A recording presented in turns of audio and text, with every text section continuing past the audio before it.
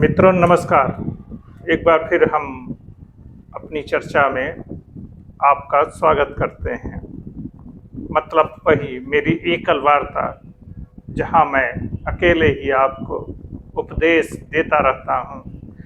जैसा कि बड़े बड़े पत्रकार और यूट्यूबर यूट्यूब के माध्यम से अपना ज्ञान आपके सामने परोसते रहते हैं, उसी प्रक्रिया और श्रृंखला में मेरा भी ज्ञान आप तक पहुंचाने की मैं कोशिश कर रहा हूं। तो आज पटना हाई कोर्ट के उस निर्णय पर बात करते हैं जिसमें जातीय जनगणना, हालांकि तकनीकी रूप से इसे जातीय गणना नहीं कहा जा रहा है, लेकिन है ये जातीय गणना ही। उसको कराने के लिए बिहार सरकार को अनुमति दे दी। मतलब जो आपत्तियां कोर्ट में थी उसे पटना हाई कोर्ट ने रद्द कर दिया। अब बताइए, यानी आप सोचिए कि जातीय जनगणना कराने पर जोर क्यों दिया जा रहा है या फिर उसका विरोध क्यों किया जा रहा है। तो इसके पीछे मूल कारण हमारी राजनीतिक संरचना है, जहां पर क्षेत्रीय और स्थानीय दलों का आधार, उनका संगठन और उनका जो वोट बैंक है वह जाति के आधार पर ही है। आप जिस भी राज्य से बिलोंग करते हो तो वहाँ के स्थानीय दल को जरा गौर से देखिए कि वह उस राज्य में किस आधार पर बना हुआ है और बचा हुआ है। तो उसका मूल कारण कोई एक दो जाति होगी, और हमारे देश में हर जाति की इतनी बड़ी संख्या है कि वह पर्याप्त संख्या में किसी दल और व्यक्ति को अपना अस्तित्व बनाए रखने के लिए विधानसभा, लोकसभा में कुछ सीटें जितवा देती है, या फिर जो राष्ट्रीय दल होते हैं उनके कुछ सीटों के हारने और जीतने का कारण बन जाते हैं। और यह हार जीत जब त्रिशंकु विधानसभा या लोकसभा का गठन होता है, तब ऐसे दल बेहद निर्णायक भूमिका में आ जाते हैं और सरकारों को भरपूर ब्लैकमेल करते हैं। और इसके पीछे जो ताकत होती है वह जाति की होती है, और जातियों को इसलिए पोलराइज रखना, अपने पक्ष में रखना बेहद ज़रूरी है। अब आप देखिए, तो हमारे देश में 2 से 3 तरह के राजनीतिक दल हैं, या यूँ कहें, अगर 2 या 3 दल की राजनीतिक व्यवस्था हम स्वीकार कर लें या उसका निर्माण कर लें तो भी बहुत फर्क नहीं पड़ेगा। या यूँ कहें, देश में स्थिर सरकारों के लिए एक बेहतर विकल्प हमारे सामने होगा। इस बात को समझना हो तो आप इसको कुछ इस तरह से देख सकते हैं, जैसे एनडीए,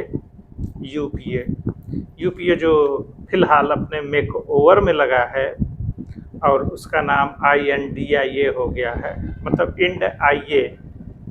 अब इसको समझिए, तो पूरे देश के जो राजनीतिक दल हैं बीजेपी और कांग्रेस के तरफ घूम फिर के आते जाते रहते हैं, और 2-4 कुछ ऐसे दल हैं जो अपनी न्यूट्रल स्थिति बनाए रखते हैं कि सत्ता किसी भी गठबंधन की हो, वो ज़रूरत और फायदे के हिसाब से अपनी स्थिति बदलते रहते हैं। ऐसे कई दल हैं। अब आप थोड़ा गौर करिए तो आपको अपने आप जवाब मिल जाएगा। तो जो जातीय जनगणना है, इसको कराने की बात क्यों आती है या न कराने की बात क्यों आती है। तो जो राजनीतिक दल सिर्फ जाति के आधार पर बने और बचे हुए हैं, वह इस पर बहुत जोर देते हैं, और वो यही कहते रहते हैं कि दलित, आदिवासी और पिछड़ों की इतनी संख्या है, इस आधार पर आरक्षण में मतलब सरकारी नौकरी में इनकी इतनी भागीदारी होनी चाहिए, जबकि कुल आरक्षण 50+10 जो EWS का लागू हुआ है 60% आरक्षण है, और इसमें अनरिजर्व कैटेगरी को वो सवर्ण जातियों का आरक्षण संबोधित करते हैं, और यहीं पे सारा खेल हो जाता है। अब जातीय जनगणना में जो पुराने आंकड़े हैं, SC और ST का जो रिजर्वेशन है 23%, 22.5%, उनकी आबादी जितनी है देश में वो उतना आरक्षण उनको मिलता है। मतलब SC और ST के आबादी के अनुपात में ही आरक्षण की व्यवस्था है, 1-2% कम ज़्यादा हो सकता है।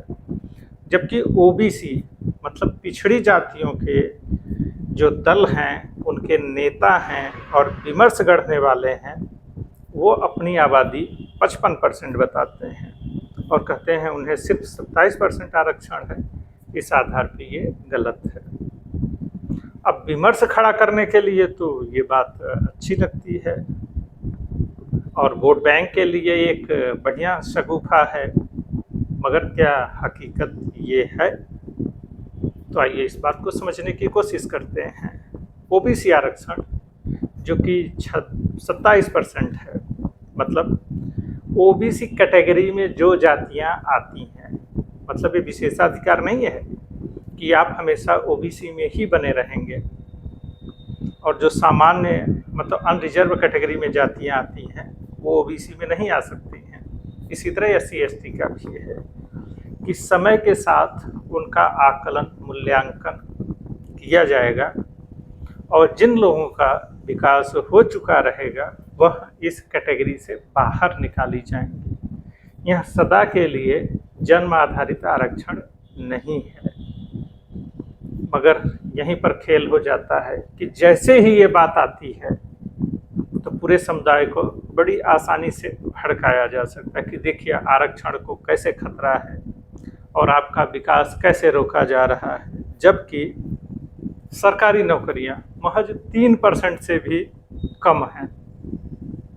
मतलब ज़्यादातर जो आपको नौकरियां मिलेंगी और ज़्यादातर लोगों को जो नौकरियां मिलेंगी वो सरकारी क्षेत्र की नहीं होंगी, और आपको बाकियों जैसा ही जीवन का संघर्ष करना पड़ेगा, चाहे आप अनरिजर्व कैटेगरी में आते हो जिसे जनरल और सवर्ण कहा जाता है, जो कि नहीं है। आप OBC में आते हो, आप SC ST में आते हो, इससे कोई फर्क नहीं पड़ेगा।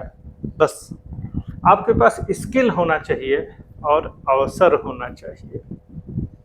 आप जिस भी राज्य और जिस जगह में रह रहे हो वहाँ निजी क्षेत्र पर्याप्त निवेश करे, जिससे रोजगार के अवसर उपलब्ध हों, और आपके राज्य की कानून व्यवस्था ऐसी होनी चाहिए कि आप स्वयं कोई रोजगार शुरू कर सकें। अब सबको सरकारी नौकरी तो मिलेगी नहीं। अब OBC पर आते हैं कि 27% आरक्षण इस कैटेगरी में होने की वजह से आपको मिला है, लेकिन इसका मतलब ये नहीं है कि 40% जो अनरिजर्व सीटें हैं उस पर आप चयनित नहीं हो सकते हैं। तो ये जो 40% है ये अनारक्षित श्रेणी है। इस पे जो सबसे ज़्यादा मेरिटोरियस लोग रहते हैं, जो मेरिट में आते हैं, उनका चयन होता है। आप OBC SC ST EWS कुछ भी हो, इससे कोई फर्क नहीं पड़ता है। तो 27+40 मतलब 67% सीटों के लिए आप एलिजिबल हैं। बस आपको मेरिट में आना पड़ेगा। इसी तरह जो सवर्ण जातियों के बच्चे हैं या जो SC ST OBC रिजर्वेशन की कैटेगरी में नहीं आते हैं, उस कैटेगरी के लोग EWS की कैटेगरी में आते हैं, वो भी मेरिट में आ सकते हैं और अपनी कैटेगरी में भी आ सकते हैं। मतलब सभी कैटेगरी के लोग जो 40% अनरिजर्व सीटें हैं उस पर चयनित होने के लिए स्वतंत्र हैं, और उसकी एकमात्र शर्त मेरिट है, जिससे कोई समझौता नहीं किया जाना चाहिए। किसी प्रकार का जाति धर्म या कैटेगरी नहीं देखा जाना चाहिए। अब आप बताइए, ओबीसी के लिए कितनी सीटें हैं, एससी एसटी के लिए कितनी सीटें हैं, और सवर्ण जातियों के लिए कितनी सीटें हैं। एक बात और, अगर जाति की गणना होगी, उसका आकलन होगा, उसका सामाजिक मूल्यांकन किया जाएगा, तो सोचिए क्या होगा। इतने सालों में ओबीसी की जो जातियां, मतलब ओबीसी कैटेगरी में जो जातियां आती हैं, अगर उन्होंने पर्याप्त विकास कर लिया है, तो क्या उन्हें ओबीसी कैटेगरी से बाहर नहीं किया जाना चाहिए? तो आप यकीन मानिए, कम से कम 3-4 बड़ी जातियां सामान्य श्रेणी में आ जाएंगी, जैसे यादव, कुर्मी, पटेल, मौर्य। इस तरह जो जातियां हैं, ये कभी भी पिछड़ी जाति नहीं थी। इनको मंडल कमीशन में वोट बैंक का बड़ा आधार बनाने के लिए पिछड़ा घोषित कर दिया गया था। अब उसी का खेल चल रहा है। तो सोचिए, जब आंकड़ों का सही विश्लेषण किया जाएगा, तो क्या ये जातियां अब भी पिछड़ी श्रेणी में आएंगी?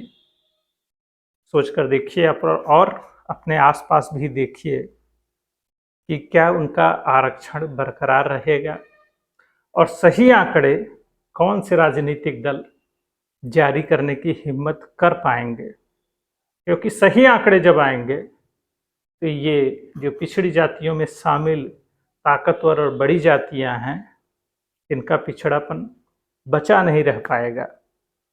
ऐसे में क्या होगा, सोच कर देखिए, और उनकी राजनीति कैसे चलेगी। क्योंकि यहाँ पिछड़ा और दलित बनने की जो होड़ है, उससे वो तुरंत बाहर हो जाएंगे। है ना मज़ेदार बात? तो चलिए, इसी तरह विमर्श को आगे बढ़ाते हैं। जय हिंद, जय भारत।